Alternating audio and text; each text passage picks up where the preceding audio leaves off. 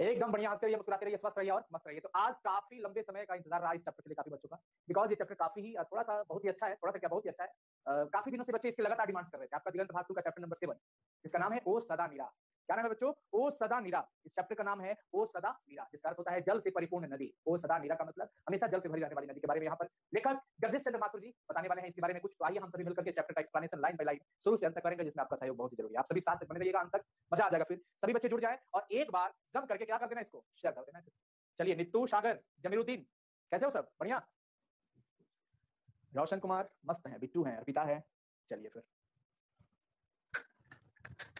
हम भी मस्त हैं, आप सभी मस्त हो, हम भी मस्त। तो चलिए स्टार्ट करते हैं फिर। जगदीश चंद्र माथुर, जिनका जन्म 16 जुलाई 1917 को हुआ था और 14 मई 1978 को उनका देहांत हो जाता है। जगदीश चंद्र माथुर काफी प्रतिभाशाली सांस्कृतिक नाटककार एवं एक अच्छे प्रकार के प्रशासक भी रहे, लेखक भी रहे, नाटककार भी रहे। काफी प्रतिभाशाली थे, उनके अंदर काफी मतलब वो गुणवान थे, ऐसा कहिए कि आज जो हम लोग चैप्टर पढ़ने जा रहे हैं बच्चों, ये काफी इंपॉर्टेंट है और यहाँ से कई सारे ऑब्जेक्टिव और सब्जेक्टिव क्वेश्चंस बनते हैं। तो आइए स्टार्ट करते हैं हम लोग। इसमें हम लेखक का परिचय नहीं करेंगे, हम इसमें डायरेक्ट चैप्टर का एक्सप्लेनेशन करेंगे। अगर आपके पास पुस्तक है तो पुस्तक ले लीजिए, नहीं है तो हमारी चीजों को, बातों को ध्यान लगा करके सुनते रहिएगा। ओ सदा निरा, जिसका अर्थ होता है जल से परिपूर्ण नदी को ओ सदा निरा। और यहाँ पर जो लेखक हैं जगदीश चंद्र माथुर, वो गंडक नदी को आधार और केंद्र मान करके इस पूरे चैप्टर की रचना करते हैं। और इस चैप्टर का संबंध गंडक नदी और चंपारण की भूमि से है बच्चों। कहां से? चंपारण की धरती से इस चैप्टर का पूरा संबंध है। तो आइए चीजों को हम लोग समझते हैं, क्या था, कैसे है और क्या होने वाला है इसमें।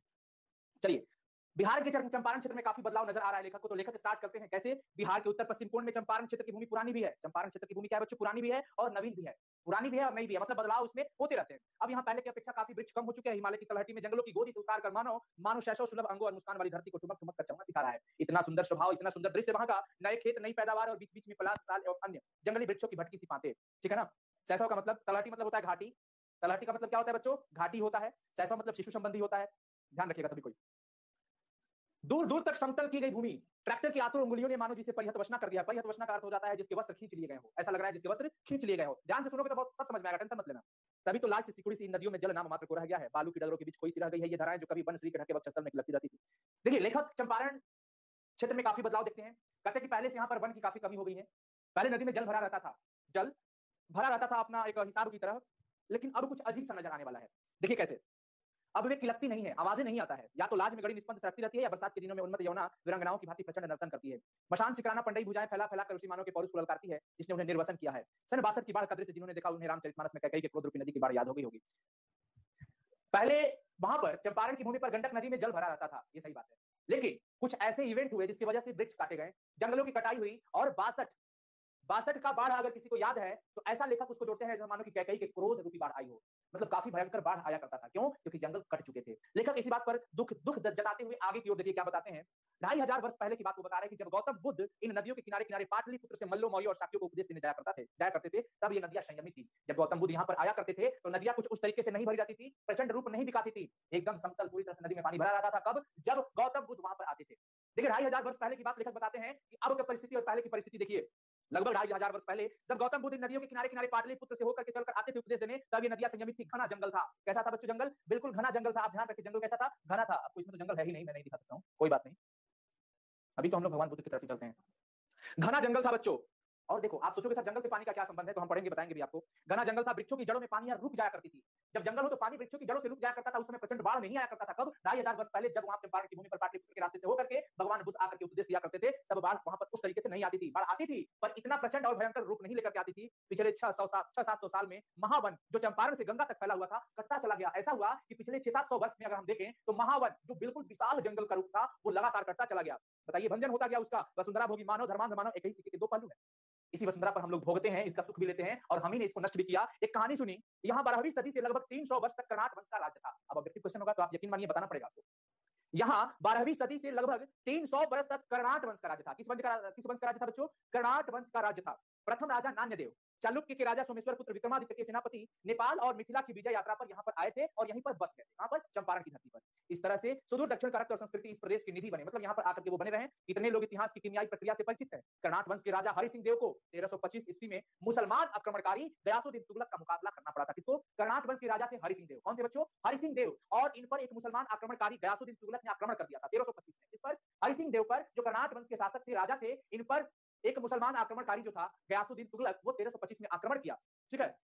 आक्रमण हुआ, युद्ध छिड़ गया, विशाल आक्रमणकारी सेना जंगल के किनारे खड़ी थी और वही विशाल वन, महावन जिसे कहा गया, जंगल के सामने वो खड़ी थी। हरि सिंह देव का दुर्ग वन की गहराई में निश्चल छिपा हुआ था और इनकी सेना वन की गहराई में छिपा हुआ था। वह घना वन मजबूत और मोटी प्राचीरों से अधिक दुर्भेद जान पड़ा। ऐसा वो घना वन इतना प्राचीर दीवार की तरह था, सत्य की तरह था, लेकिन सुल्तान घोड़े से उतरा और तलवार से उसने एक विशाल बिटप के तने पर आघात किया, एक विशाल वृक्ष पर तलवार से आघात किया। उसके गिरते ही बिजली सी दौड़ गई, वृक्ष कट के गिर गया। उसके गिरते ही बिजली सी दौड़ गई। उसके सैनिकों और हजारों तलवारें घने वन के वृक्षों पर टूट पड़ी और सब खचाखच तलवार से वृक्षों को काटना शुरू कर दिए। ये कैसा महापाप हुआ था उस समय जब राजा हरि सिंह देव को गयासुद्दीन तुगलक का मुकाबला करना पड़ा था। बच्चों, लाखों लाखों की संख्या में वृक्ष को काट दिया गया था, हजारों की संख्या में। देखते ही देखते जंगल के बीच राह खुलती चली गई, घना जंगल जिसके बीच रास्ते निकल गया। लोग उसमें छुपा करते थे, लेकिन वो आकर के आक्रमण जब हुआ तो उसे काट दिया गया। काटा, वृक्ष की कटाई शुरू हो गई और वृक्ष कटते चले गए। हरि सिंह देव का गढ़ अपना घोंसला खो बैठा, उन्हें नेपाल भाग जाना पड़ा। हरि सिंह देव उसी में रहा करते थे, घोंसले की तरह, एक दीवार की तरह वो वृक्ष काम करते थे, लेकिन अब तो सारे वृक्ष कट गए और इनकी घोंसला टूट गई और वापस इनको नेपाल भागना पड़ा। तब से जंगल जो कटने शुरू हो गए ना, वो कटते ही रह गए। नीचे धरती उपजाऊ मिलती है, वहां की धरती काफी उपजाऊ मिलती है, राशि राशि सस्यों की खान जहां बीज डालने धरती दरकार है, वहां पर तो मत पूछिए, अनाज इतने उपज होते थे कि मत पूछो, बीज डालो और देखो अनाज की उपज कैसे बढ़ती थी। घने जंगलों की याद में मानो पैदावार ललक उठती है, जो चाहे 700 वर्ष पूर्व आक्रमणकारी की तलवार ने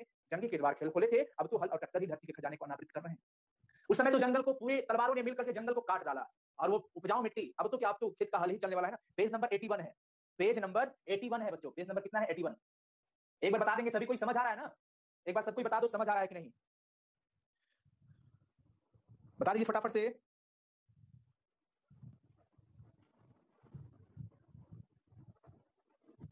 चलिए ठीक है। अब देखिए, इस धरती के निवासी भी प्राचीन और नवीन के मिश्रण है। इस धरती पर रहने वाले पहले की स्थिति और अभी की स्थिति के मिश्रण है। कैसे जान पड़ता है? आदिकाल से आने जाने वालों का तांता बंधा रहता है। वहां पर देखिए ऐसा था कि जो है वो तो रह ही रहा है, बाहर से भी कुछ लोग आकर के यहाँ पर बसा करते थे। कहां पर भाई? चंपारण की धरती पर। जंगल से छीनी गई धरती को जोतने के लिए कुछ हाथ प्रायः बाहर से आते रहे। मतलब अब तो जंगल काट करके उसको समतल कर दिया गया, जंगल कट गया तो अब वहां पर खेती बाड़ी करना पड़ेगा। अब उसके लिए हाथ बाहर जाते थे। इसका मतलब वो मिट्टी उपजाऊ था और उस उपजाऊ मिट्टी पर खेती फसल करने के लिए बाहर के लोग आकर के वहां पर बस जाते थे और फसल किया करते थे। पिछले 500-700 वर्ष में थारू, थारू एक जनजाति होती है, थारू देखिए ये इस तरह के होते हैं, ये थारू है ना। वैसे ये धांगड़ होते हैं। थारू और धांगड़ जातियां यहाँ आकर के बसी। कहां पर? चंपारण की धरती पर थारू और धांगड़ जातियां आकर के बस जाती है। बच्चों यहाँ पर ध्यान रखो, कितना सुंदर ये दृश्य दिख रहा है ना आपको। काफी मेहनत होता है आपके पास कंटेंट लाने से पहले, आप लोग हल्ला मचाते हो सर जल्दी आ जाओ, ऐसे नहीं चलेगा। शेयर कीजिए सभी कोई। थारुओं के उद्भव के विषय में अनेक मत है। थारुओं के आगे बढ़ने का उद्भव जो हुआ उसके बारे में कई सारी बातें कही जाती है। वे लोग अपने आप को आदिवासी नहीं मानते। कौन? थारू। थारू जनजाति अपने आप को आदिवासी नहीं मानती। थारू शब्द को थार, राजस्थान से निकला मानते हैं। अब आपसे ऑब्जेक्टिव क्वेश्चन पूछेगा, थारू शब्द कहां से बना? तो थार से, थार जो कि राजस्थान रेगिस्तान वाला। समझिएगा, थारू जो है, थारू शब्द किससे निकला हुआ है? थार से। याद करके रखना, ऑब्जेक्टिव पूछेगा। वैसे ही धांगड़ जो है, धांगड़, धांगड़ भी एक प्रकार की जाति है। धांगड़ को 18वीं शताब्दी के अंत में लाया गया। नोट कर लो ऑब्जेक्टिव क्वेश्चन। धांगड़ को चंपारण की धरती पर कब लाया गया? 18वीं शताब्दी के अंत में लाया गया। नील की खेती के सिलसिले में, नील की खेती करने के संबंध में लाया गया था। ये लोग दक्षिण बिहार के छोटे नागपुर पठार से लाए गए। पूछेगा धांगड़ जाति कहां से आए थे, तो ध्यान रखिएगा दक्षिण बिहार के छोटा नागपुर पठार से आए थे। दक्षिण बिहार के छोटा नागपुर पठार से ये लोग आए थे। कौन? धांगड़। और धांगड़ शब्द देखिए, वहां की आदिवासी जाति जो थी, ओरांव, मुंडा, लोहार, ये सबके ये वंशज होते हैं। कौन? धांगड़। धांगड़ कौन थे? इन लोगों के ये वंशज थे। धांगड़ शब्द का अर्थ ओराव भाषा में होता है भाड़े का मजदूर। धांगड़ का मतलब क्या समझे आप? भाड़े का मजदूर, जिसे आप कहीं भी ले जा सकते हैं, ला जा सकते हैं, पैसा दीजिए और वो काम करते थे बेचारे। तो ये लोहार वगैरह, ओराव, मुंडा जाति जो थी उनके वंशज होते थे। और इनका ओराव भाषा में अगर हम समझे, किस भाषा में? ओराव भाषा में धांगड़ का क्या होता है बच्चों? चैट सेक्शन में बताओ। भाड़े का मजदूर, भाड़े का मजदूर। इनके लोक गीतों में 200 वर्ष पूर्व के उस महाप्रस्थान की कथा बिखरी पड़ी है, जब नील के खेतों पर काम करने के लिए अंग्रेज साहब और रामनगर के तत्कालीन राजा इन्हें यहाँ लाए और उसके बाद वर्षों तक इन्हें लगभग गुलामी का जीवन बिताना पड़ा। दुख की बात है, इनका रहन सहन का तरीका इतना सुंदर, इतना आकर्षक, इतना मजेदार, ये संगीत के माध्यम से अपने आप को आकर्षित करते थे, आनंदित भी करते थे, एक दूसरे को आकर्षित भी करते थे और आनंदित भी करते थे। लेकिन दुख ये है कि जब इनको नील की खेती के संबंध में बिहार की धरती चंपारण में लाया गया तो वहां के तत्कालीन राजा और अंग्रेजों के द्वारा इनका काफी शोषण हुआ और इनका काफी मतलब गुलामी सहना पड़ा इनको। आपस में धांगड़ मिश्रित ओराव भाषा में बात करते हैं और दूसरों से भोजपुरी या मधेसी भाषा में। आपस में वो अपनी भाषा में बात करते थे और जब यहाँ के लोगों से बात करना होता था तो भोजपुरी भाषा या मधेसी भाषा का इस्तेमाल करते थे। दक्षिण बिहार के गया जिले से भूइया लोग भी इसी भांति नील की खेती के लिए हिमालय की इस तलहटी में लाए गए। बाहर से यहाँ पर लोगों को लाया जाता था। क्यों? क्योंकि चंपारण की मिट्टी काफी उपजाऊ रही। ये आदिवासी नहीं है, गया से भी जो कुछ लोगों को ले गया वहां पर, ये आदिवासी नहीं थे, ये कुछ मुसहर वर्ग के लोग थे। मुसहर आपने सुना होगा, मुसहर वर्ग के लोग थे जो वहां पर आए थे। साउंड प्रॉब्लम है? साउंड प्रॉब्लम है बच्चों?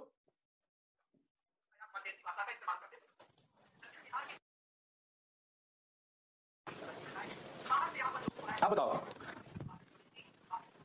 अब बताइए साउंड कैसा रहा? एक बार बताएं सभी बच्चे, एक बार सभी बताओ साउंड कैसा रहा? साउंड में प्रॉब्लम है भाई।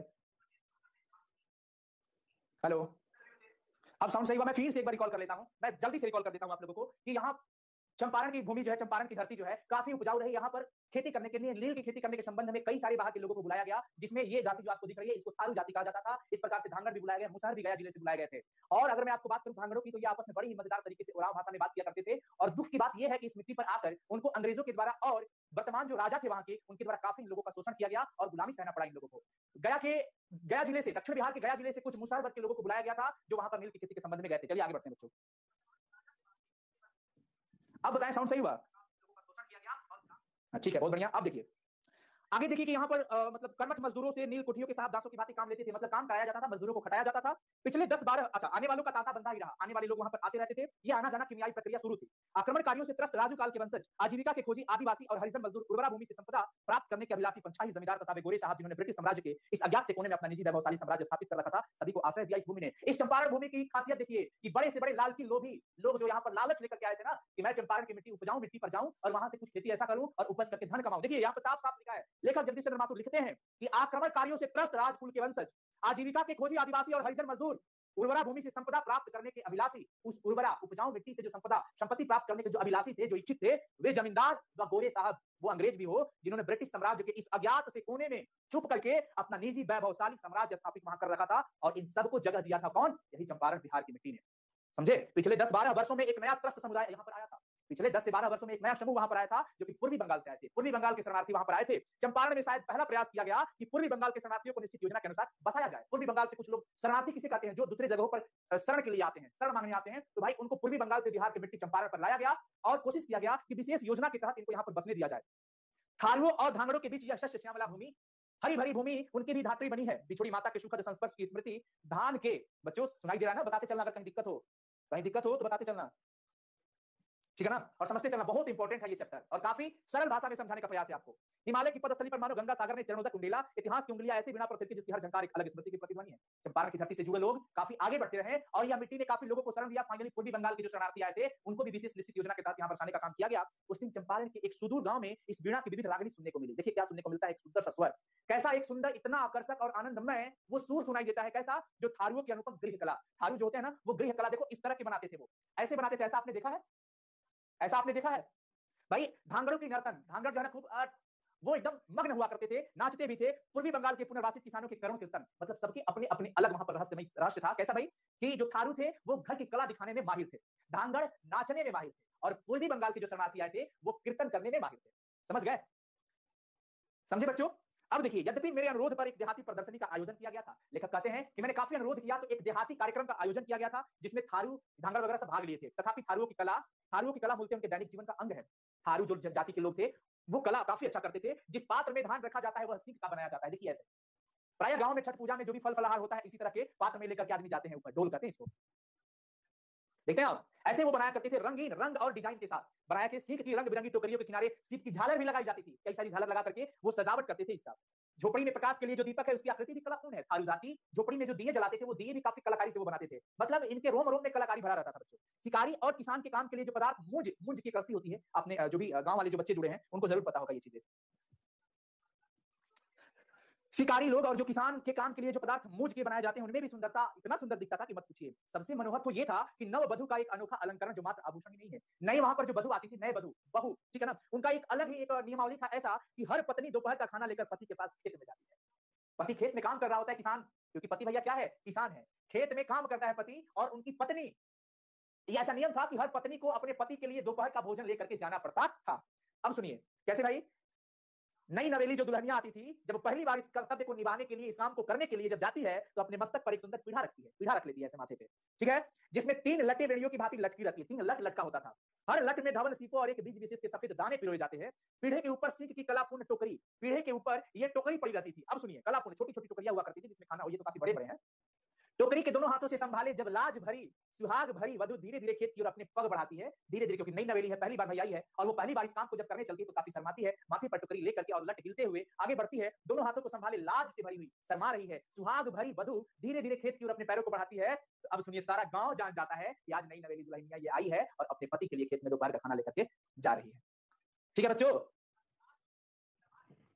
इस मधुर और स्निग्ध संस्कृति की अपेक्षा धांगड़ों का सामाजिक जीवन अधिक प्रखर और उल्लासपूर्ण है। इसी प्रकार ये तो थारुओं का हो गया। धांगड़ भी अपने आप में मस्ती के साथ खूब नाचते थे। स्त्री पुरुष दोनों ढलती शाम के मंद प्रकाश में सामूहिक नृत्य करते थे, ऐसे ऐसे हाथ पकड़ करके। कौन?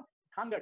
स्त्री और पुरुष दोनों ढलती हुई शाम, जब शाम ढला करती थी तो दोनों सामूहिक रूप में स्त्री और पुरुष नृत्य करने लगे। ओराव नृत्य से मिलते जुलते ही नृत्य होते हैं। ओराव में जैसे नृत्य होता है ना, नृत्य का भी कला होता है अलग अलग प्रकार का, वैसे ही धांगड़ भी नृत्य किया करते थे। यह नेपाल का प्रभाव जान पड़ता है, नेपाल जैसा। गीतों में कल्प, मर्द अपने दाहिने हाथ में रंगीन रुमाल लिए उसे हिलाते जाते हैं। मर्द अपने दाहिने हाथ में रंगीन रुमाल लेकर के क्या करता है बच्चों? हिलाते रहता है, खूब डांस करता है अपना। एकदम रंग में है, एकदम मस्त है वो। किंतु कुछ निजी विशेषताएं भी है इस नृत्य कला की। मर्द अपने, ये तो हो गया ना, गीतों में कल्पना और चित्रोपमता अधिक जान पड़ी। भाषा में भोजपुरी और ओराव का मिश्रण था। जो गान बजान चलता था उसमें भोजपुरी और ओराव भाषा का मिश्रण था। नृत्य के बीच बीच में कुछ लड़के तरह तरह के पशुओं की आकृति बनाकर आते हैं और गीतों की मधुर व्यंजना के बीच प्रहसन की छवि दिखा जाते हैं। एक जब चल रहा था कार्यक्रम, कार्यक्रम के बीच बीच में कुछ लड़के थे जो पशु की आकृति बना करके आते थे और फिर वापस नाच करके चले जाते थे। मतलब काफी ही अच्छा और आकर्षक रहता था उनकी कला। अब आइए, हमने थारू की कला देख लिया, भांगड़ का वो मस्ती वाला डांस भी देख लिया भाई। अब बारी आती है किसकी? पूर्वी बंगाल की शरणार्थी। इनकी क्या कला है? तो मैं आपको बताया था कि पूर्वी बंगाल की जो शरणार्थी है ये कीर्तन कला में काफी ही निपुण थे। उसके बाद पूर्वी बंगाल के कीर्तन गंभीर विशाल पूर्ण वातावरण में अनादि गुंज का स्रोत बन निकला। भागीरथी के नाविकों की याद प्रतिध्वनित होने लगी। चंपारण के खलिहानों और जंगलों में बरसों बाद शायद इन कीर्तनों की उद्वताएं छोटी होती जाए, शायद इनका विशाल स्मृति की रेखाएं मलिन हो जाए और उल्लास की कड़ियां मुखर हो उठे। ऐसा था, इनकी जब कीर्तन हुआ करते थे तो जब मत पूछिए, गुंज गुंज जाते थे, हर चीजों में कली खिल जाती थी। ऐसा लगता था माहौल बन गया सब तरफ। भले ही वो आज धीरे धीरे मलिन होता जा रहा है, वो एक समय था। और अब देखिए क्या है, उल्लास, ये सारी खुशी, ये जितनी भी खुशियां मनती थी ना, मत पूछिए। जैसे आपने देखा होगा शोले मूवी, शोले फिल्म में क्या था, सब होली मना रहे होते हैं, तब तक वो आता है कौन, उसके गुंडे आ जाते हैं और गोलियां चलाने लगते हैं। मतलब सारी खुशी पानी पानी में मतलब खत्म हो जाता है, सारा खुशी बर्बाद हो जाता है। तो यही उल्लास थारू, धांगड़ और पूर्वी बंगाल के जो शरणार्थी थे, वहां के लोग थे जो काफी मजे आनंदित लिया करते थे। उल्लास, खुशी, रात बीत चली और दिवस का संघर्ष अंधेरे के पर्दे के पीछे सजग हो उठा। ऐसा अगला अंधेरा आने वाला था कि मत पूछिए। धरती देती है किंतु यहाँ का जनजीवन समृद्ध नहीं बन सका। बेतिया राज की जमींदारी में तो अंग्रेज ठेकेदार बन गए और 19वीं सदी में नील की खेती का विस्तार किया गया। ये सब कुछ अंग्रेजों के द्वारा बदलने का प्रयास काफी रहा। ये फिर एक लड़का लिख रहा है कि आवाज नहीं आ रहा है। आवाज नहीं आ रहा है बच्चों?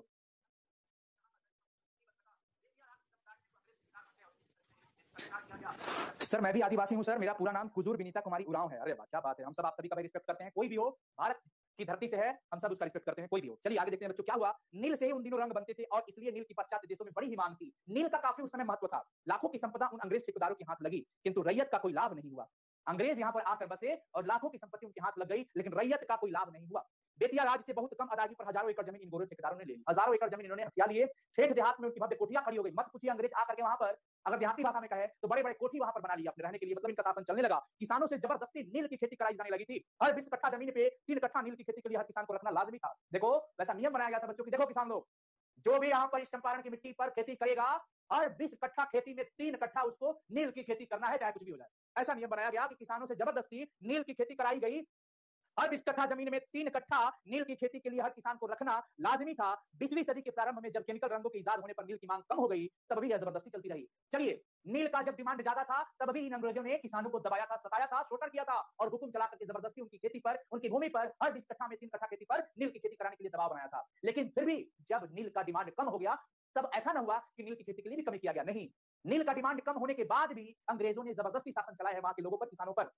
यह जबरदस्ती चलती रही और तिनकठिया से छूट पाने के लिए किसानों को मजबूर किया गया कि वे मोटी रकमें गोरे ठेकेदार को दे दे। ऐसा तीन कठिया का संबंध नील की खेती से, ध्यान रखिएगा, क्वेश्चन पूछेगा बच्चों। तीन कठिया का संबंध किससे है? तीन कठिया का संबंध किससे बच्चों? नील की खेती से है। और वो मोटा रकम हथियाना चाहते थे कौन? अंग्रेज। चंपारण और कुछ आसपास के इलाकों में इन नीलहे साहबों का निष्कंटक साम्राज्य था उन दिनों। चंपारण और आसपास के कुछ इलाकों में ये अंग्रेज आकर के शासन चलाया करते थे। जिस रास्ते पर साहब की सवारी जाती, सुनिएगा थोड़ा लंबा चैप्टर है लेकिन कोई नहीं है, एकदम मजे से पढ़ना है। जिस रास्ते पर साहब की सवारी जाती, उस पर हिंदुस्तानी अपने जानवर नहीं ले जा सकते थे। सोचो इन अंग्रेजों के कितने बड़े ये ऐसे थे, गुस्सा आता इन पर। ऐसा नियम बना रखा था कि जिन रास्तों पर अंग्रेजी साहब चलेंगे ना, उस पर अगर जानवर के पैरों पर निशान आ गया, पड़ गया, तो समझ जाना बड़ी कुटैया करता था लोग। यदि किसी रैयत के, किसी भी किसान के यहाँ उत्सव या शादी विवाह होते थे, तो साहब के यहाँ नजराना भेजना पड़ता था, न्योता भेजना पड़ता था। ऐसा नियम था। किसी भी किसान वर्ग के घर में शादी ब्याह हो, कोई भी फंक्शन हो, तो भैया जो अंग्रेजी साहब है ना, उनको जाकर के नजराना दीजिए, न्योता दीजिए। साहब बीमार पड़ता तो रैयतों से इलाज के लिए वसूली होती है। साहब अगर अंग्रेजी साहब बीमार पड़ते हैं ना, तो दिखाने के लिए पैसे किसानों से तहसील करवाया जाता था। साहब हाथी खरीदता तो रैयत को अपनी गाड़ी कमाई में से कुछ न कुछ देना होता था। वो हाथी भी खरीदता था ना अंग्रेज सरदार, जो अंग्रेजों का शासक था, वो अगर हाथी भी खरीदता है तो खरीदने के लिए पैसा रैयत से लेते थे लोग, अर्थात किसानों से लिया जाता था। अमोलवा कोठी के साहब का नाम था एमन। याद रखना, नोट कर लो इस क्वेश्चन को। क्या? अमोलवा कोठी के साहब का नाम था एमन। एमन साहिब का नाम था। भीषण आतंक था एमन साहिब का, बड़ा ही चंडाल प्रकृति का था, बड़ा आतंकवादी टाइप का था वो। किसी भी रैयत की झोपड़ी में आग लगा देता था वो, बड़ा शैतान है वो। कौन? एमन। अमोलवा कोठी के अंग्रेज साहब जो था, उसका नाम था एमन साहब। बड़ा ही बकलोल टाइप का था, खिसिया प्रकृति का था, गुस्से वाला था। ये आतंक था इसका। मतलब किसी भी किसान की झोपड़ी में आग लगा देना, किसी को जेल में ठूस देना, ये क्या मतलब, ये सब इसका रोज का काम था। तत्कालीन शासन नीलहे गोरों के हाथ का पुतला था। अभी जो शासन चल रहा था वहां पर, ये सब इन लोग के हाथ में था। उन दिनों उत्तर बिहार में दौरा करने वाले अफसरों के लिए देहात में डकमंगले नहीं बनते थे। वे सभी साहबों की कोठियों में ठहरते थे, सब जाकर के साहब की कोठी में ठहरते थे। दक्षिण बिहार के बागी विचारों का आसन चंपारण में देर से पहुंचे, इसलिए गंगा पर पुल बनाने की स्कीम में तत्कालीन शासन से कोई दिलचस्पी नहीं दिखाई। ये बरसों तक चंपारण में गोरों नीलहे का राज ब्रिटिश शासन की छत्रछाया में पनपता रहा। देखिए, दक्षिण बिहार के बागी विचारों का असर, ये दक्षिण बिहार के जो क्रांतिकारी विचार थे, वो चंपारण में देर से पहुंचे। चंपारण में ऐसा पहुंच जाएगा तो अंग्रेजों को ठोक ठोक वहां से भगा देते। लेकिन अंग्रेजों ने क्या दिमाग लगाया कि भाई दक्षिण बिहार से चंपारण आने वाला जो रास्ता है ना, उस पर हम पुलें नहीं बनाएंगे, न रहेगी बांस न बजेगी बंसुरी, पुल बनवा देंगे तो सब आ जाएंगे और सब हम लोग का पोल खुल जाएगा, टुक टुक पिटैया हो जाएगा। इसलिए उन्होंने दिलचस्पी नहीं दिखाई। अंग्रेजों ने बरसों तक चंपारण की धरती पर किसानों पर अपना रोब जमाया और उस पुल को बांधने में देर की, नहीं तो भाई सारे विचार इधर उधर चले जाते। समझ आ रहा है बच्चों? समझ आ रहा है कि नहीं? ठीक है, बहुत बढ़िया, आगे चलिए। और आतंक और दैन्य समृद्धि और बेबसी के उस आलम में सन 1917 के अप्रैल मास में एक बिजली सी कौंधी, मचाओ आतंक, देर है अंधेर नहीं। तब तक इसी बीच 1917 अप्रैल महीना में एक बिजली सी कौंधी वहां पर हमारे भारत के राष्ट्रपिता महात्मा गांधी के कदम पड़े। सुनिए, बाकी ज्यादा कुछ विशेष कहने की जरूरत नहीं है, जो बातें हैं इसमें पढ़ना ही पड़ेगा आपको। चंपारण में गांधी जी के चमत्कार की कथा स्वयं राजेंद्र बाबू ने लिखी है। गांधी जी के जो चमत्कार किए गए थे ना, वो स्वयं राजेंद्र बाबू ने लिखी है। ध्यान रखिएगा बच्चों, किसके कदम पड़ गए? गांधी जी के कदम पड़ते हैं वहां पर। गांधी जी फाइनली आते हैं चंपारण की धरती पर, देख रहे हो ना, आ गए हैं। चंपारण की धरती पर गांधी जी के कदम आते हैं। स्वतंत्र युद्ध के महानाटक के उस नांदी पाठ में मानव सूत्र रूप में संघर्ष और विजय की सारी गाथा ही समा गई है। यहां उनका ब्यौरा नहीं लिखूंगा, पर मई सन 62 में मुझे एक अभूतपूर्व सौभाग्य प्राप्त हुआ। महात्मा गांधी जहां पर आए थे उस भूमि पर मैं भी 1962 में पहुंचा था भ्रमण करने के लिए और देखा था। हालांकि महात्मा गांधी 1917 अप्रैल महीना में आए थे, लेकिन मैं लेखक करें कि मैं 1962 में वहां पर पहुंचा था। बड़ा ही मुझे अच्छा सौभाग्य प्राप्त हुआ। मैं तीर्थ यात्रा पर निकला था उन सभी स्थानों की रज लेने जहां गांधी जी ने 1917 का अभियान किया था। बच्चों, लेखक बताते हैं कि जब चंपारण की भूमि पर अप्रैल महीना 1917 में महात्मा गांधी की कदम का आगाज होता है, लेकिन मैं 1962 के करीब वहां पर जाता हूं और जहां जहां उन्होंने अभियान चलाया था मैं भी वहां पर घूमता हूं। ये हमारे लिए सौभाग्य है। लेखक बताते हैं, आगे की बात सुनिए। अब देखिए, उस तीर्थ यात्रा में मुझे सत्संग मिला उन महानुभावों का जो सन 17 में गांधी जी के साथ थे। सन 17 में जो महात्मा गांधी के साथ थे, मैं जब 62 में गया तो कुछ लोगों के साथ मिला, सत्संग मिला, सोने में सुहागा हो गया हो। मोतिहारी में मिले थे श्री रामदयाल शाह। मोतिहारी में कौन मिले थे? श्री रामदयाल शाह मिले थे। गांधी जी के रहने सहने का प्रबंध जिनके हाथों हुआ था, एवं श्री हरवंश सहाय जो मुजफ्फरपुर से मोतिहारी गांधी जी के साथ गए थे, उन वकीलों में थे जो उस आंदोलन में उनके सलाहकार रहे। ये काफी लोग हमारे साथ मिले। लौटने पर मुजफ्फरपुर में श्री रामनवमी प्रसाद से मुलाकात हुई। काफी देर तक मैंने उनसे बात भी किया। ये कौन कहता है बच्चों? लेखक कहते हैं। लेखक कौन? जगदीश चंद्र माथुर कहते हैं। आगे देखिएगा चीजों को, आगे क्या है। इन लोगों के साथ मुलाकात हुई, काफी देर तक बात हुई। रामनवमी बाबू और राजेंद्र बाबू उन दिनों गांधी जी के साथियों में अग्रगण्य थे, आगे आगे रहते थे ये राजेंद्र बाबू और रामनवमी जी। और काफी मैं भाग्यशाली हूं, सौभाग्यवान हूं, अपने आप को भाग्यवान मानता हूं कि मैं भी 1962 में उस धरती पर गया और उस धरती के उन विशेष जगहों पर गया जहां पर 1917 में गांधी जी ने अभियान चलाया था। रामनवमी बाबू और राजेंद्र बाबू उन दिनों गांधी जी के साथियों में अग्रगण्य थे, आगे रहते थे। जिस तेजस्वी किसान के आग्रह पर गांधी जी ने चंपारण जाना स्वीकार किया, वह राजकुमार शुक्ल सन 17 के पहले से ही श्री रामदयाल शाह, श्री रामनवमी प्रसाद और हरिवंश सहाय इत्यादि के संपर्क में आया था। राजकुमार शुक्ल एक ऐसा तेजस्वी किसान था बच्चों, यही महात्मा गांधी से विनती किया था, रिक्वेस्ट किया था कि महात्मा गांधी जी आप आइए चंपारण और मिल करके यहाँ के जो आंदोलन है हम लोग इसको सफल बनाते हैं। तो प्रश्न पूछा जाएगा कि महात्मा गांधी जी चंपारण की धरती पर किसके आग्रह पर आए थे? तो उस किसान का नाम था बच्चों राजकुमार शुक्ल। याद रखिएगा, क्या नाम था उस किसान का? राजकुमार शुक्ल। सन 30 में उनकी मृत्यु हो गई, किंतु मेरा अविस्मरणीय अनुभव रहा सुदूर भीतिहरवा गांव में। लेखक जब गए हैं तो भीतिहरवा नाम का एक गांव है, वहां पर जाते हैं और देखिए वहां का क्या होता है स्थिति। यह गांव अमोलवा के निकट है। अमोलवा कोठी, जिसका कौन था? वो साहब था एमन। अमोलवा कोठी, उसी के आसपास एक गांव था भीतिहरवा, जहां सन 17 में एमन साहब की तूती बोलती थी। सन 17 में ना तूती बोलती थी उनकी। जब गांधी जी चंपारण की रैयत को भय और अत्याचार के चंगुल से बचाने का प्रयत्न कर रहे थे, तब उन्होंने ग्रामीण जनता की सामाजिक अवस्था के सुधार का विस्तृत गणेश किया था। लोग वहां पर डर के रहते थे। एमन वाला जो एमन था वो काफी रणबाज टाइप का इंसान था, किसी की झोपड़ी में आग लगा देता था, जब जेल में टूट देता था, मतलब पीट भी देता था किसी को। इस तरीके के मतलब अनैतिक व्यवहार, दुराचारी कहा जा सकता है, दुष्टात्मा कहा जा सकता है उसको। और इन डर लोग डरे हुए थे यार कि तो कुछ भी कर सकता है हम लोग के साथ। तो वहां पर लोग काफी डर करके जिया करते थे। लेकिन सन 17 में गांधी जी के जब चरण वहां पर आते हैं तो वो लोगों को जीना सिखाते हैं हिम्मत के साथ। आइए देखते हैं आगे क्या होता है। श्री रामनवमी प्रसाद ने बताया कि एक दिन किसी गांव में किसानों की शिकायतों का अध्ययन करने गांधी जी जा रहे थे उनके साथ। अब ये सारी बात वहां पर जब लेखक 1962 में गए हैं तो वहां के लोग बता रहे हैं। अब उन्हीं में थे रामनवमी प्रसाद जी। रामनवमी प्रसाद जी लेखक से कहे कि देखिए लेखक साहब माथुर जी, एक बार ऐसा हुआ कि हम और गांधी जी जा रहे थे किसानों की शिकायत का ब्यौरा लेने के लिए, क्या है कैसे है, ठीक है ना। तो दूर जाना था, हाथी पर दोनों हम लोग सवार थे। कड़ी धूप थी, वो बड़ी धूप था। तभी गांधी जी ने ग्रामों की दुरावस्था को दूर करने में शिक्षा की महत्ता पर अपने विचार प्रकट किए। गांधी जी को लगा कि इतना धूप है और इतना काफी ज्यादा लोग यहाँ से बाहर जाते होंगे बच्चे, तो बड़ी दूर पड़ता होगा। एक काम किया जाए भाई, सबसे पहली चीज होती है शिक्षा, और शिक्षा व्यवस्था पर सुधार लाया जाए। भले हमारे बिहार की शिक्षा व्यवस्था जैसी भी रहे, मत पूछिए, अभी तो शिक्षा व्यवस्था बिल्कुल लड़खड़ाई हुई नजर आ रही है। लेकिन उस समय देखिए महात्मा गांधी ने शिक्षा व्यवस्था पर जोर दिया। उन्होंने कहा कि वे चंपारण में कुछ ग्रामीण विद्यालय की स्थापना करना चाहते हैं।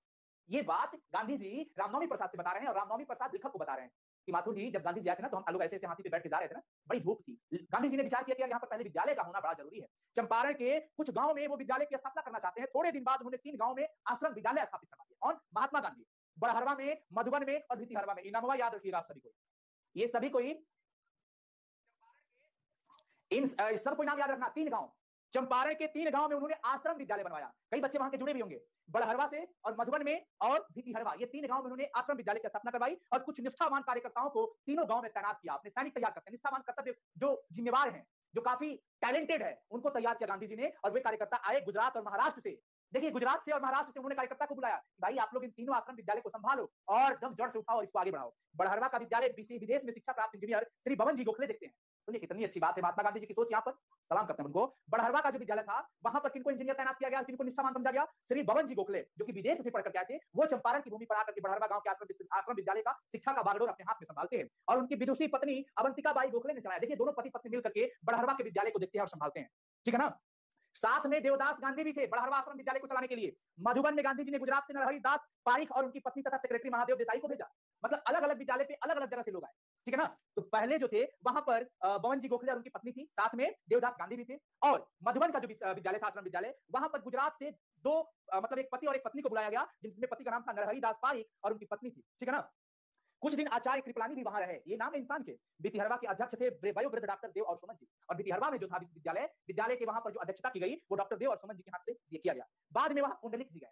बाद में भितिहरवा कौन गया बच्चों? पुंडलिक जी। पुंडलिक, ध्यान रखिएगा, बाद में वहां कौन गया? पुंडलिक जी। मैं यहां पर लिख रहा हूं, बाद में वहां पुंडलिक जी जाते हैं। अब ये पुंडलिक जी से काफी क्वेश्चन बना है, पुंडलिक मत लिखो, पुंडलिक लिखो मैं यहां पे लिख दिया हूं।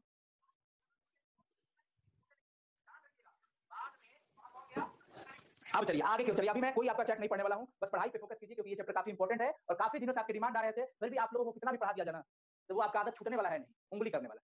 चैट में कुछ भी चलते रहना। इधर बच्चे कितने शांति से पढ़ाई कर रहे हैं, पढ़ो तुम सब मजे से। अब सुनिए ऐसा क्या हुआ फिर आगे। पुंडलिक जी आए, स्वयं कस्तूरबा भितिहरवा आश्रम में रही। कस्तूरबा भी वहीं पर रहती थी। इन कर्मठ और विद्वान स्वयंसेवकों की देखभाल करती रही। कौन? कस्तूरबा जी। इन विद्यालयों का आदर्श क्या था, इस बारे में गांधी जी ने एक पत्र लिखा चंपारण के तत्कालीन अंग्रेज कलेक्टर को। गांधी जी वहां के एक अंग्रेज कलेक्टर को पत्र लिखते हैं जिसमें शिक्षा संबंधी बातों पर विशेष बल देते हैं। वो सारा जोर पॉइंट किस पर डालते हैं? शिक्षा पर। मैंने इन स्कूलों में किसी तरह का नपातुला पाठ्यक्रम चालू नहीं किया है क्योंकि मैं तो पुरानी लीग से हटकर चल रहा हूं।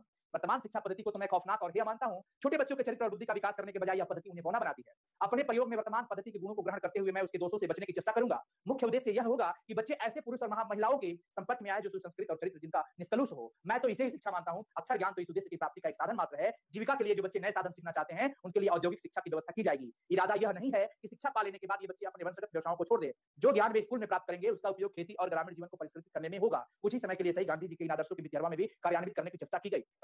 गांधी जी पत्रों में लिखते हैं और अपने विचार शिक्षा के संबंध में बताते हैं कि मैं तो चाहता हूं कि जो भी बच्चे विद्यालय में शिक्षा ग्रहण कर रहे हैं वो ऐसे पुरुष और ऐसे महिला के संपर्क में रहे जो संस्कारी हो और जिनके चरित्र पर दाग न लगा हो। ये बच्चे होनहार बनेंगे। सिर्फ किताबी शिक्षा को लेना ही शिक्षा नहीं है। अपने संस्कार और घरों के क्रियाकलाप या जीवन के क्रियाकलाप से संबंधित कार्यों को जब करते रहेंगे और वो उसे अपने दैनिक जीवन में जैसे खेती में उसका उपयोग करते हैं तो यही असली शिक्षा मानी जाएगी। जीविका के लिए जो बच्चे नए साधन सीखना चाहते हैं उनको लिए औद्योगिक इंडस्ट्रियल एजुकेशन का भी यहाँ पर व्यवस्था किया जाएगा। और इरादा यह नहीं रखना है कि अगर आप यहाँ शिक्षा प्राप्त करते हैं तो दूसरे जगहों पर जाए, ऐसा नहीं। आप अपने वंशगत व्यवसाय को न छोड़े, आप यहीं पर रहें।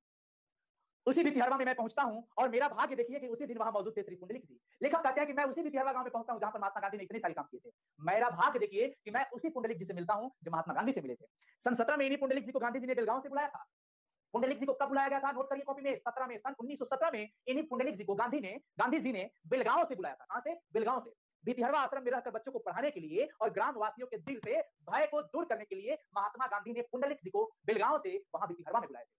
सुन लीजिए, फिर से वो लाइन मैं रिपीट करता हूं। सन 1917 में महात्मा गांधी ने बेलगांव से पुंडलिक जी को भितिहरवा की भूमि पर बुलाते हैं। क्यों? ताकि ये आकर के बच्चों को शिक्षा भी दे और यहाँ के लोगों में जो दिल में भय बैठा हुआ है, डर बैठा हुआ है, उसको हटाया जाए। ठीक है। वे लगभग 1 साल रहे और फिर अंग्रेज सरकार ने उन्हें जिले से निर्वासित कर दिया। अब देखिए पुंडलिक जी वहां पर 1 साल रहे, फिर अंग्रेज सरकार ने उन्हें हटा दिया। भाई अब तो कुछ भी करोगे ना, जिसकी सरकार है उस सरकार के विपरीत तुम कुछ करोगे उंगली तो वो तुमको वहां से हटा ही देगा। लेकिन इतना समय बीत जाने पर भी हर 2-3 साल में अपने पुराने स्थान को देखने पुंडलिक जी आ जाते हैं। लेकिन 2-3 साल में वो आ ही जाते थे। उनके शिष्य भी मौजूद थे, वृद्ध हो चले थे, बूढ़े हो गए थे। पुंडलिक जी के शिष्य भी वहां पर थे, किंतु पुंडलिक जी का तेजस्वी व्यक्तित्व, बलिष्ठ शरीर, दबंग आवाज साक्षी है। पुंडलिक जी शिक्षक थे। पुंडलिक जी कौन थे बच्चों? शिक्षक थे और एकदम दबंग आवाज था और वो मतलब बलिष्ठ शरीर, बलशाली शरीर था। उस अग्नि शिखा के जिसने गांधी जी के शीतल बंधन में बंध जाना मंजूर किया था, पुंडलिक जी ने वह कमरा दिखाया। पुंडलिक जी जब वहां पर लेखक गए हैं ना तो पुंडलिक जी ने वो कमरा दिखाया जहां बैठकर गांधी जी काम करते थे। लेखक को वो कमरा दिखाते हैं पुंडलिक जी की। देखिए माथुर जी, यहीं पर गांधी जी बैठा करते थे और काम करते थे। देखिए वह मेज जिस पर शायद उन्होंने चिट्ठियां लिखी, वही मेज है। एक मठ के निकट यह आश्रम है। गांव में गांधी जी को आश्रय देने की किसी की हिम्मत नहीं पड़ी। जब गांव में गांधी जी आए थे ना तो कोई डर से उनको जगह नहीं देता था। मठ के महंत ने एक महुए के पेड़ के नीचे उनको जगह दिया था। अब याद रखिएगा, महात्मा गांधी को वहां पर जगह कौन दिया था? तो मठ के एक महंत ने महुए के पेड़ के नीचे उनको जगह दिया था। गांधी जी ने खटिया बिछाई और बाद में एक झोपड़ी बनाई जिसमें डॉक्टर देव आकर के रहे और आश्रम को चलाते रहे। आगे देखिए बच्चों, उस झोपड़ी को एमन साहब के कर्मचारियों ने जला दिया। एमन एकदम माने बकवास इंसान था वो, जो अंग्रेजी सरकार में अंग्रेज का ही आदमी था और वो अंग्रेज था। वो अपने आप को शासक समझता था और था भी। इतना मतलब ये खोपड़ी उसका उल्टा था कि वो जिसका मन किया उसका खोपड़ी जला देता था। खोपड़ी नहीं, झोपड़ी झोपड़ी जला देता था। गांधी जी जब वहां पर आए तो गांधी जी ने एक उनके लिए एक बनाया गया था झोपड़ी, उस झोपड़ी को भी जला दिया। अब तुम शेर के शेर जहां रहता है वहां तुम उंगली करोगे तब तो वो बोलना पड़ेगा। मुंह में उंगली मत करो। हेमंत साहब ने मुंह में उंगली कर दिया, गांधी जी का आर लगा दिया भाई उनकी झोपड़ी का।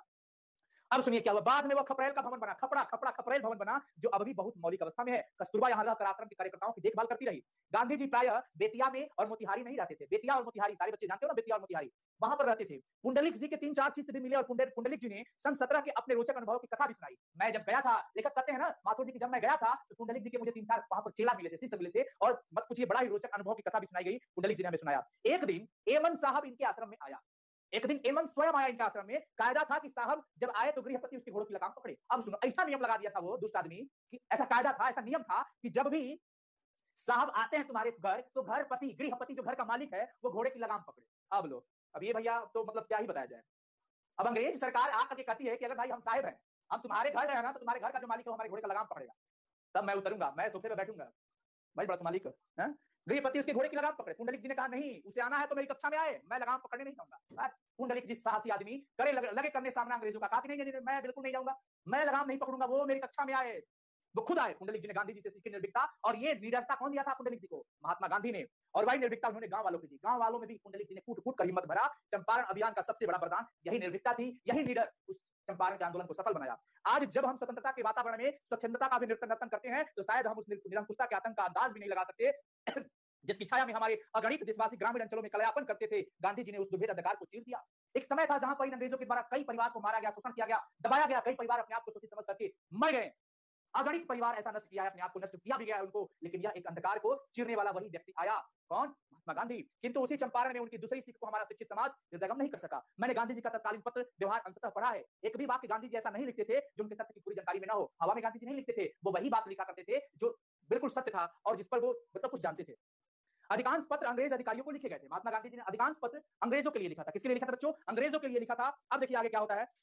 उनके पास तरह तरह की खबरें आती रंजनापूर्ण। आजकल का जमाना होता तो लोग उन खबरों को समाचार पत्रों में छापते, क्रोधपूर्ण दोषारोपण करते। भैया आज तो मत कहिए, इस तरह के माहौल है, कुछ भी मिल गया ना चिपका दो, कुछ भी मिला चिपका दो। लेकिन गांधी जी किसी भी चीज को लिखने से पहले, पत्र में डालने से पहले उस पर सोच विचार मंथन किया करते थे। किंतु गांधी जी हर बात को तोलते थे, स्वयं सत्यापन करते थे, वेरिफिकेशन करते थे कि ये बात सत्य है कि हवा में उड़ रही है। बिना कौवा कान लेके गया, कौवा कान लेके गया, अब कौवा के पीछे भाग रहे हैं, अपना कान नहीं दिख रहा है, ऐसी बात गांधी जी नहीं करते थे। गांधी जी बड़ा ही छानबीन करते थे किसी भी बात में। बिना छानबीन किए किसी भी मामला पर वह कुछ लिखते नहीं थे। कौन? गांधी जी। समाचार पत्रों में अपनी इंक्वायरी के समाचार बहुत कम देते थे। वो किसी गांव से अत्याचार की खबर आती थी तो वहां जाकर गांधी जी खुद पहले पूछताछ किया करते थे। राजेंद्र बाबू भी जा सकते थे, अनुग्रह बाबू, धरणीधर बाबू, इन सब लोगों से जांच भी करवाते थे। वो कौन? महात्मा गांधी जी। असल में जब 1916 की लखनऊ कांग्रेस में लोगों ने उनसे चंपारण की तरफ जनता के संबंध में प्रस्ताव रखने को कहा तो बोले, अपनी आंखों से देखे बिना और इन बातों की जांच पड़ताल किए बिना मैं इस मामले में नहीं पढ़ूंगा।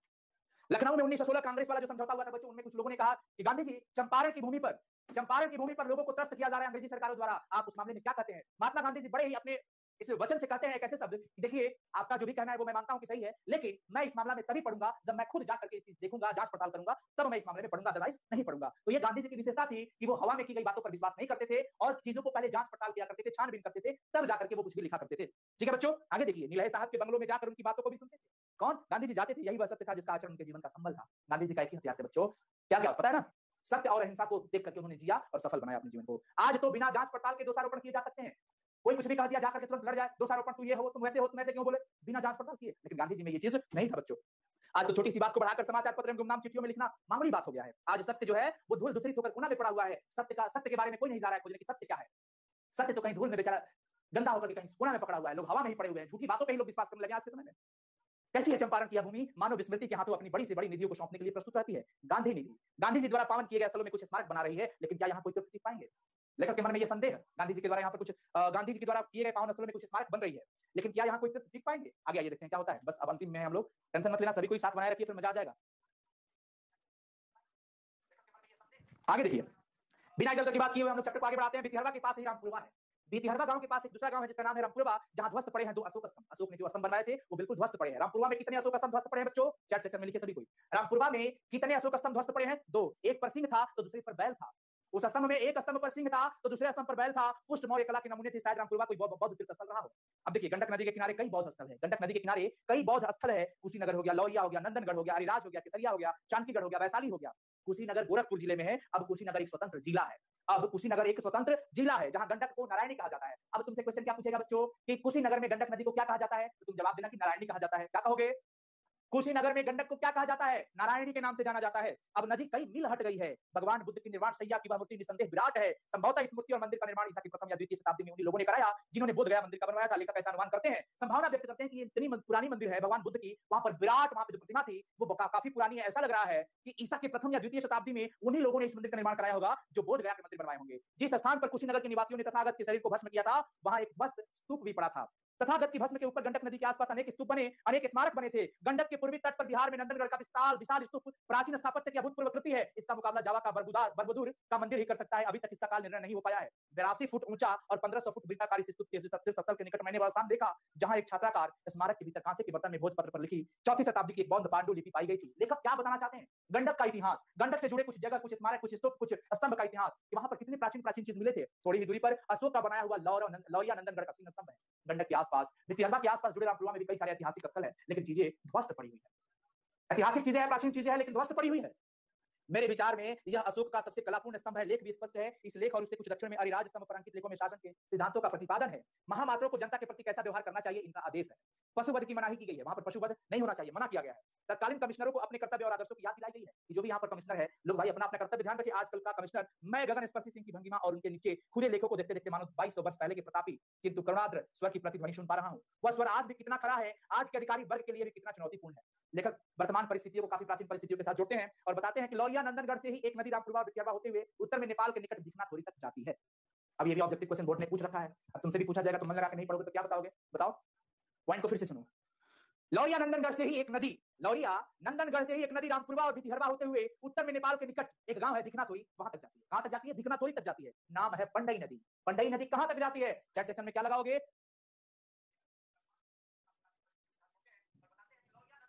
बताइए, पंडई नदी कहां तक जाती है? दिखनाथोरी तक। कहां तक बच्चों? दिखनाथोरी तक। शायद इसी के सहारे भगवान बुद्ध और बाद में अनेक भिक्षुक जाते थे लुम्बिनी और नेपाल, और इसी रास्ते के सहारे भगवान बुद्ध भी नेपाल जाया करते थे। और भी कई ऐसे भिखारी जो थे, भीख मांगने वाले, भिखना शब्द से सामने देखिए भिक्षुक, जो लुम्बिनी और नेपाल जाते थे इसी रास्ते से। फयान और वेनसांग भी इसी पथ से आए थे। ये लोग ऐतिहासिक शासक है।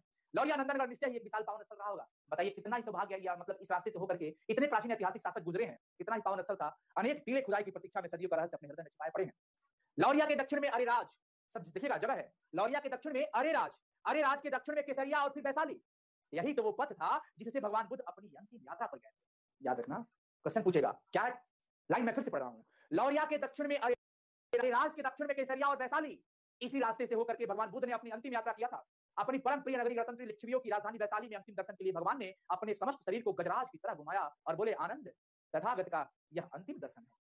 उसी वैशाली में भगवान बुद्ध ने अपने, लिखा गया कि अपनी परम प्रिय नगरी गणतंत्र लिच्छवियों की राजधानी वैशाली में अंतिम दर्शन के लिए भगवान ने अपने समस्त शरीर को गजराज की तरह घुमाया और बोले कि आनंद, यह अंतिम दर्शन है हमारा। लिच्छवी रास्ता रुक कर खड़े हो गए, जो लिच्छवी थे वो सब रास्ता रुक कर खड़े हो गए। बीच में नदी आ गई, तथागत ने अपना भिक्षा पात्र उन्हें दे दिया। इसी वैशाली में अम्बपाली ने तथागत को अपना आम्रकानन समर्पित किया था, और इसी वैशाली में जैन धर्म के तेजस्वी तीर्थकर भगवान महावीर का जन्म हुआ था। देखिए उस मिट्टी की प्राचीन इतिहास को, जो इतने सारे ऐतिहासिक, इतने विद्वान लोगों को जन्म दिया, और वहीं पर कुछ ऐसे स्मारक स्तूप पड़े जो ध्वस्त पड़े हुए थे। वहीं पर भगवान महावीर का जन्म हुआ था। आज जैन समाज अपनी इस पुण्य धरोहर को भूल गया है। वाह, आज जैन समाज इस धरती को भूल गया है और धरोहर को भूल गया है। ऐसे ही जैसे पौराणिक धर्मावलंबी हिमालय की तलहटी में वैसालोटन की महत्ता को भूल से गए, इसी तरह वैसालोटन की महत्ता को भी कुछ लोग भूल गए हैं। तो यहाँ पर लेखक एक इसकी तरफ इशारा है बच्चों कि हम जहां से उत्पन्न हुए हैं, हमारी जो ऐतिहासिक सभ्यता और संस्कृति है, जहां से हम कनेक्टेड थे, आगे भले ही विकास कर जाए, कितना भी आधुनिकता आ जाए, उन चीजों से जुड़े रहना चाहिए। भगवान महावीर वहां पर जन्म लिए, और जैन धर्म के लोगों ने, आज जैनों ने उस धरती की महत्ता को भूल गया, उसकी धरोहर को भूल गया, जैसे वैसालोटन की महत्ता को लोग भूले हैं। जहां हिमालय की छोटी पहाड़ियों के बीच गंडक चट्टानी दीवारों के बीच गुजरती है, वहां मैंने देखा घड़ियालों का निवास स्थल। किंवदंती है कि गजग्राह की लड़ाई वहीं से शुरू हुई। पंच नदी गंडक से वही मिलती है, पंचनंद के कुछ ऊपर तमसा नदी मिलती है, वहीं शायद वाल्मीकि आश्रम भी है, तमसा नदी। सुनिए, हमारे सारे इतिहास यहीं से जुड़े हुए हैं और हम इन्हें भूल रहे हैं।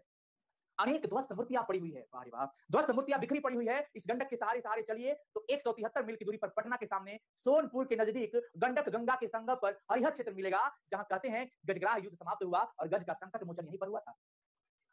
इसी कह कि यही गंडक नदी के सहारे सहारे अगर आप चलिएगा 173 मील की दूरी, तो सोनपुर, पटना के सामने सोनपुर एक जगह आता है, और सोनपुर के नजदीक जहां गंडक और गंगा मिलती है, वहां पर एक हरिहर क्षेत्र मिलता है। बताइए, वर्तमान और अतीत की अत्यंत कड़ी है गंडक नदी। वर्तमान और अतीत, अभी प्राचीन समय की बात करें और अभी की बात करें तो गंडक आद्यंतहीन, जो कभी समाप्त होने वाली ही नहीं है। तो भाई वर्तमान और अतीत की आद्यंतहीन कड़ी कौन है? अद्यंतहीन का मतलब जो कभी समाप्त न हो, तो वो है बच्चों गंडक नदी। कौन है? गंडक नदी। न जाने कितने महात्माओं और संतों ने इसके किनारे तप और तेज पाया। इसी गंडक नदी के किनारे पता नहीं कितने असंख्य तपस्या करने वाले महात्मा और संतों ने अपना तप किया और तेजस्वी हुआ, किंतु गंडक कभी गंभीर न बन सकी और इसीलिए इसके किनारे तीर्थस्थल भी अस्थायी नहीं रह सका। लेकिन गंडक के सामने जो भी तीर्थस्थल रहा, कोई सहायक नहीं रहा। अब वहां पर वन कट चुके हैं, जंगल कट चुके हैं, काफी तेज बाढ़ आते हैं, तो सामने कोई भी तीर्थस्थल, वहां पर कोई भी मूर्तियां सबके सब बिखरी पड़ी हुई है। कुछ वहां पर अस्थायी नहीं है, क्योंकि जंगल जो काटे गए ना, गयासुद्दीन तुगलक के द्वारा जो राजा हरि सिंह देव पर आक्रमण हुआ था, उसी आक्रमण में उनकी तलवारों ने खचाखच लिए हुए सारे जंगल को काट दिया था। और आज गंडक नदी इतनी लबालब भयंकर अपना क्रोध दिखाती है बाढ़ रूपी रूप में कि कई सारी चीजों को बहा ले जाती है।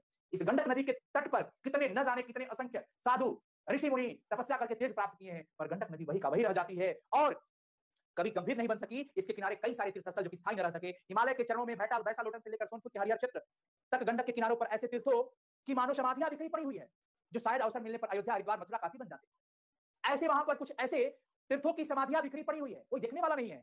अवसर मिले तो वहां पर काशी, हरिद्वार, अयोध्या, मथुरा बन जाता, पर गंडक तो श्रृंखल कन्या ही रही। ज्येष्ठा सहोदरा गंगा का गंभीरिया इसे सुहाया ही नहीं। गंडक तो अपना प्रचंड रूपी बाढ़ का रूप दिखाती है, सबको बहा ले जाती है। तब अतीत की कौन स्मृतियां गंडक ने छोड़ी है? क्या बचा है अब? क्या बचा? जंगल के कटने के बाद जो गंडक नदी का प्रचंड रूपी क्रोध रूपी बाढ़ दिखता है, गंडक के पास कई सारे ऐतिहासिक स्थल रहे, कई सारी चीज रहे, लेकिन अब तो सब बिखरे पड़े हुए हैं। भवन नहीं, मंदिर नहीं, घाट नहीं, कुछ नहीं है गंडक के पास। ना तो भवन है, ना घाट है, ना ही मंदिर है। हवाई जहाज से गंडक घाटी के दोनों ओर नाना आकृति के ताल दिख पड़ते हैं। ताल जो ऐसे रहते हैं, जैसे नैनीताल आपने नाम सुना होगा, वैसे यहाँ सरैया ताल है। उनकी आकृति कुछ उथले, कहीं गहरे, किंतु उठे हुए गहरे गड्ढे की तरह दिखती है। जब हवाई यात्रा करोगे वहां पर, तो उस गंडक नदी के आसपास वो ताल दिखते थे, टेढ़े मेढ़े परंतु शुभ्र एवं निर्मल दिखते थे। इन तालों को कहते हैं चौर और मन। इन ताल का नाम कहते हैं चौर और मन। चौर उथले ताल है जिनमें पानी जाड़ों और गर्मियों में कम हो जाता है और वहां पर खेती भी होती है। चौर का मतलब क्या है? वैसा जगह जहां पर जाड़ा और गर्मी में पानी कम हो जाता है और वहां खेती होती है। लेकिन मन जो है, चौर और मन कहा गया ताल को, तो चौर उस जगह से संबंधित है जहां पर जाड़ों में और गर्मी में पानी कम हो जाता था और लोग वहां पर खेती करते थे। लेकिन मन का मतलब क्या है? उस गहराई से था जहां पर पानी काफी लगा रहता था और वहां पर खेती नहीं हो पाता था। मन शब्द जो है मानस का अपभ्रंश है। गंडक के उच्छृंखल नर्तन के समय बिखरे हुए आभूषण है मानो ये मन और चौर। बाढ़ आई, तटों का उल्लंघन कर नदी ने दूसरा पथ पकड़ा, पुराने पथ पर रह गए ये चौर और मन, जिनकी गहराई तल को स्पर्श करती धरती के हृदय से स्रोत को फोड़ लाई, वही मानस बन गए। ऐसा ही एक ताल है सरैया ताल। कौन? सरैया ताल। लेखक कहते हैं कि गंडक नदी जो पहले थी अब वो नहीं रही, अपनी प्रचंड बाढ़ के रूप में न जाने कितनी सारी चीजों को बहा ले गई। और ताल देखिए, ताल तो ऐसे ही रहे, लेकिन जब बाढ़ आता है तो गंडक नदी अपना दूसरा रास्ता पकड़ लेती है। त्रयोदशी का चांद अपना साम्राज्य फैलाए हुए था। बेतिया राज ने इस जंगल को सुरक्षित रखा और अब यह 130 एकड़ रकबे का अभय क्षेत्र है। जंगल विभाग की ओर से सागौन, यूकलिप्टस, आम, यहाँ पर कई प्रकार के वन लगाए जा रहे हैं। अब एक नर्सरी भी है, किंतु प्राचीन जंगल को भी सुरक्षित रखे जाने की कोशिश की जा रही है। 1 मील वन पथ पर चलने के बाद हम मन के किनारे पहुंचते हैं। विशाल वो ताल, बीच में द्वीप और तीन ओर जलराशि, तीनों तरफ जल का राशि दिखता हुआ नौका विहार को निकले। और उन ताल में, सरैया ताल में नौका विहार, नौके पर लोग घूम करके ऐसे किया करते थे। नन्ही लहरियों पर चांदनी के प्रतिबिंब खाद्य बार-बार झलक दिखाकर अंतर्धान हो जाते। नौका आगे बढ़ती है, सामने रजत राशि निश्चिम, बाईं तरफ द्वीप पर कमल पत्र और दाएं घने वृक्ष जिनकी छाया मानो नौका को ग्रसने को आतुर थी। बीच धारा में पहुंचने पर नाविकों ने कहा कि जरा जल पीजिए, बड़ा ही स्वास्थ्यवर्धक होता है। सरैया ताल की जो पानी होती है, उस ताल में नौका विहार कर रहे लेखक को नाविक ने कहा कि जरा इसका जल पी लीजिए, बड़ा ही स्वास्थ्यवर्धक होता है, स्वास्थ्य के लिए उपयोगी होता है। बात यह है कि शताब्दियों से यहाँ किनारे पर लगे जामुन के वृक्ष समूहों से जामुन के अगणित फल इसमें गिरते रहते हैं। इस ताल के, इस नदी के पानी के चारों तरफ जो जामुन के वृक्ष है ना, उसमें से जामुन का जो फल गिरता था वो इसी के अंदर चला जाता था और इस तरह सरैया का जल वैज्ञानिक सिद्धांत के अनुसार शोध होता रहता है। बेतिया नगर से अनेक अमीर बीमार इस जल को घड़े में मंगाते हैं। सुनिए इस जल की महत्ता, कई बीमार लोग इस जल को मंगाकर पीते हैं और स्वस्थ हो जाते हैं। बताइए, सरैया ताल का जल इतना उपयोगी था और स्वास्थ्यवर्धक था। सरैया का जल स्थिर है, निबद्ध है, किंतु गंडक नदी का जल तो सदियों से चंचल रहा है। उस सरैया ताल का जो नदी का जल है वो तो उसी में है, लेकिन गंडक का तो जल चलता फिरता है, बाढ़ आने पर इधर उधर भटक जाता है। जिसने इतने तीर्थ तोड़े, क्या वह कोई वरदान दे सकेगी उन असंख्य प्राणियों को जो इसकी घाटी में संघर्ष और अभाव का जीवन बिता रहे हैं? बताइए, इस गंडक नदी ने अपनी प्राचीन चीजों को भूल गई और वहां पर लोगों के द्वारा जो किए गए अत्याचार, दुराचार, वन को काटा गया, उसका भोग कौन भोगेगा? कौन भोगेगा उसको? चंपारण जिले में मोटर से घूमते हुए जहां मैंने इतने ध्वस्त स्तूप और मंदिर स्तंभ देखे, वहां एक और भी प्रकार की प्राचीरें जगह जगह मस्तक उठाए दिख पड़ी। कई सारे स्तूप, कई सारे स्तंभ ध्वस्त पड़े हुए हैं। कौन भरेगा इसको? कौन देखेगा इसको? ये ईंटों और पत्थरों के निरूपाय खंडहर नहीं है, इन पर प्राचीन लिपियों में लेख भी नहीं है। बताइए, लेकिन नई कुदाली और फावड़ों की छाप, नए पौरुष की छाप है इन पर, चलाए गए हैं कुदाल। ये प्राचीरें हैं गंडक घाटी योजना की नहरों के तटबंध, जिन्हें लाखों मजदूर तैयार कर रहे हैं इसको। एक होगी पश्चिमी नहर 120 मील लंबी, जिसका 11.5 मील नेपाल में पड़ेंगे, 68.5 मील उत्तर प्रदेश में और बाकी का सारण जिला में पड़ेगा। पूर्वी नहर की लंबाई 155 मील होगी। इसके द्वारा नेपाल और तिरहुत के विशाल क्षेत्र की आबादी होगी। इसके अलावा नेपाल के लिए एक पावर हाउस भी बनेगा। ये सारा चीज किया जा रहा है। भैंसा लोटन से ये नहरें निकलेंगी और वहां लगभग 3000 फुट लंबा बराज बन रहा है। अब क्वेश्चन पूछेगा, बराज कहां बन रहा है? तो कहना भैंसा लोटन में। कहां बन रहा है बराज? बताइए सभी कोई। भैंसा लोटन में बराज बन रहा है बच्चों, ध्यान रखिएगा, जिसके ऊपर से सड़क और रेल ले जाए जाने की संभावना है। वो बराज भैंसा लोटन में बनने वाला है, 3000 फुट लंबा, 3000 फुट लंबा बराज बनेगा, जिसके ऊपर से सड़क और रेल ले जाए जाने की संभावना है। कुल मिला करके 41.49 लाख एकड़ जमीन की आबादी इन नहरों से होगी। कुल व्यय होगा लगभग 40 करोड़ रुपए का खर्च आएगा इस योजना में। भैंसा लोटन में भारतीय इंजीनियर जंगल के बीच इस नवीन जीवन केंद्र का निर्माण कर रहे हैं। भैंसा लोटन में भारतीय इंजीनियर जंगल के बीच इस नए केंद्र का निर्माण कर रहे हैं। प्राणवान विद्युत तुल्य सिराओं का जाल फैला रहे हैं। मोटर बोट गंडक की वक्ष स्थल को चीरकर आगे बढ़ रही थी और इंजीनियर मुझे बराज और नहरों की टेक्निकल बातें समझा रहे थे। मोटर बोट में मोटर नाव में बैठकर लेखक उन सब इंजीनियर के साथ जायजा लेने निकले हुए थे और सारे इंजीनियर लेखक को सारी चीज बता रहे थे कि देखिए इतना ऊंचा ये होगा, इतना लंबा ये चीज बनेगा, हमारा प्रोजेक्ट ऐसे है। लेखक उन सभी इंजीनियरों को सलामी करते हैं और प्रसन्न होते हैं। टेक्निकल बातें समझा रहे होते हैं इंजीनियर लेखक को और मैं सोच रहा हूं, लेखक कहते हैं कि मैं सोच रहा हूं शायद युग युगों से होती हुई गज और ग्रास लड़ाई का अंत होने जा रहा है। अब तक गंडक नदी के द्वारा की गई जो भी बर्बादियां, मनुष्य ने जो भी वो पेड़ काटे, उसका फल तो भोगा गया, लेकिन अब इन टेक्निकल इंजीनियरों ने जो भी अपने बनाए हैं प्लान योजना, उसके तहत ऐसा लग रहा है कि अब इस लड़ाई का अंत होने जा रहा है। दैन्य और अभाव के ग्राह के विकराल मुख में फंसे जन समुदाय का संकट मोचन करने के लिए इन सब चीजों का निर्माण किया जा रहा है। ये नहर ही उस नारायण की अनेक भुजाएं हैं। ये नहर ही उस नारायण की, उस भगवान की अनेक भुजाएं हैं। बिजली के तारों का जाल ही तो उसका रत्राल करता चक्र है, नारायण बाबू चक्र। और मैं मन ही मन नमस्कार करता हूं उन इंजीनियरों का, उन विश्वकर्माओं को, उन इंजीनियरों को, उन मजदूरों को जो भगवान के इस नूतन विराट रूप के विधाता है।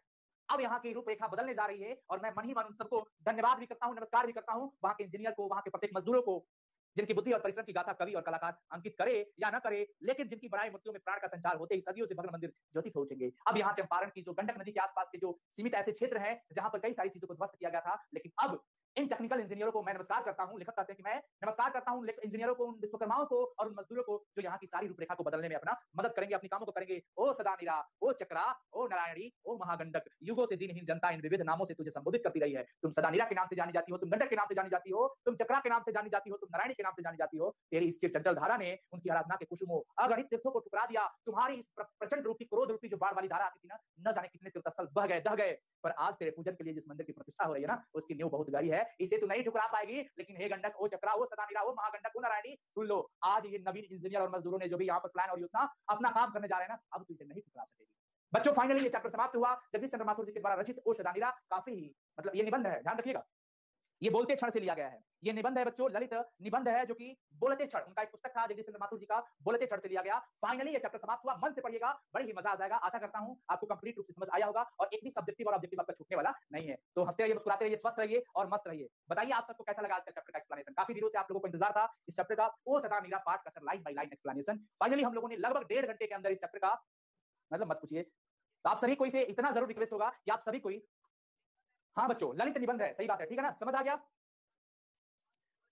अंत में लगाते हैं जय हिंद, जय भारत, भारत माता की जय। चलिए।